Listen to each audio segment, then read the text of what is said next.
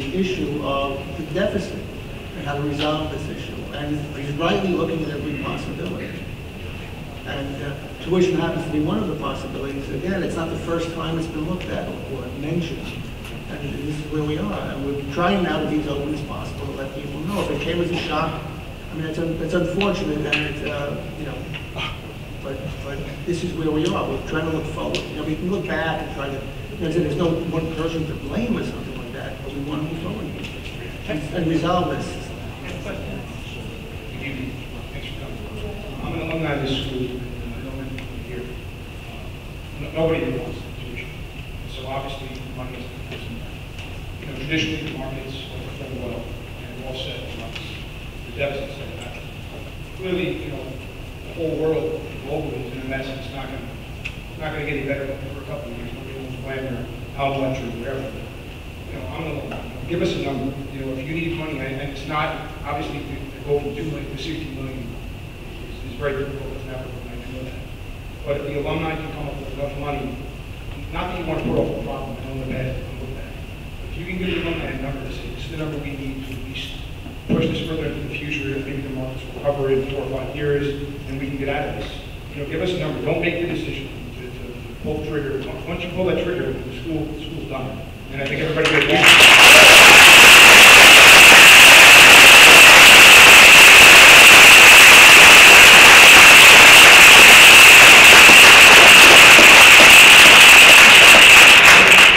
I know hope is not a plan. There are some other ones out there. Look, like you said, the average contribution is $100, $200. The average alumni, just take the number of donors and divide by 2 million.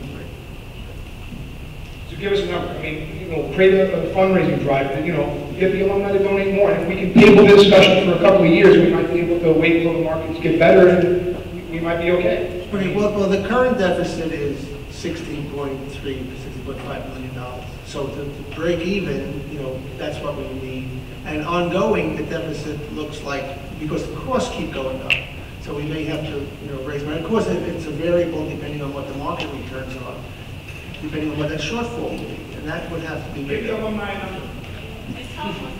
Give me a number. Give us a number. I mean, look. I'd rather donate whatever I can for the next 3 years. And you know what?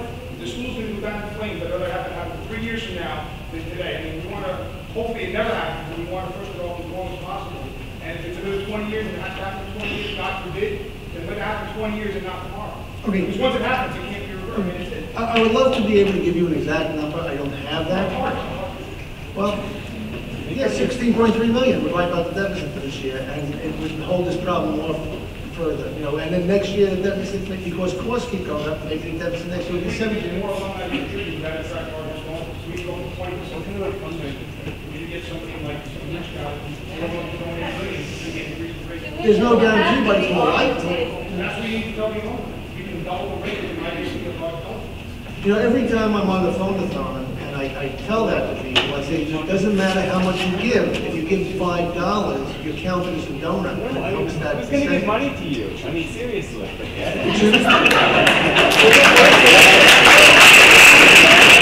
one is going to give money to someone babbling on like this. If someone wants to give you money, and you are babbling on. I mean,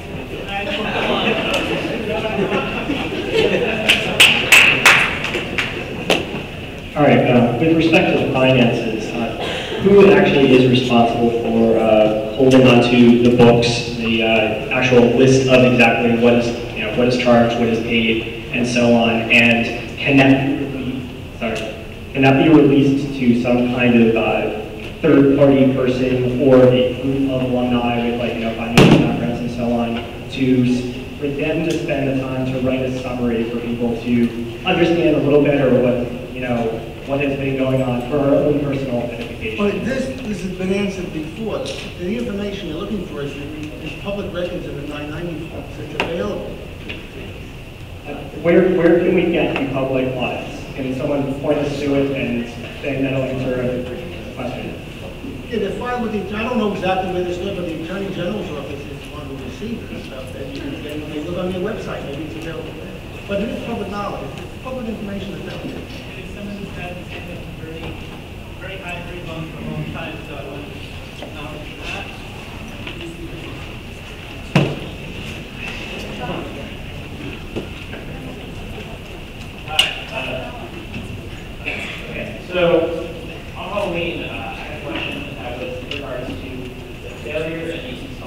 need-based tuition, and there was a big discussion about ASPA and financial aid, where an idea of tuition being based off of that, based on the parents' income or salary. However, I was very interested on the fact that a lot of the students here are not necessarily representative of their parents' income. And I was wondering how you would actually install a need-based tuition, whereas you're investing in a student whose education here is to also ignite the education of everyone else around them. And you are putting a price on their head of what they're worth based upon what their parents make. How do you see that as fair to the students? That you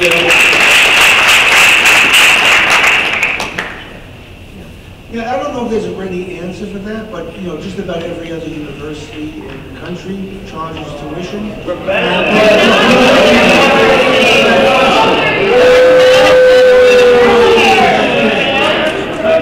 Maybe my question is not answered like that, I'm sorry. I know that you haven't been able to give a lot of concrete answers. However, I feel that the education of everyone who's come through here, depending on what school, doesn't matter. Everyone here is a part of an education that is not only for us, and not given to us by the institution, but is given to us from each other.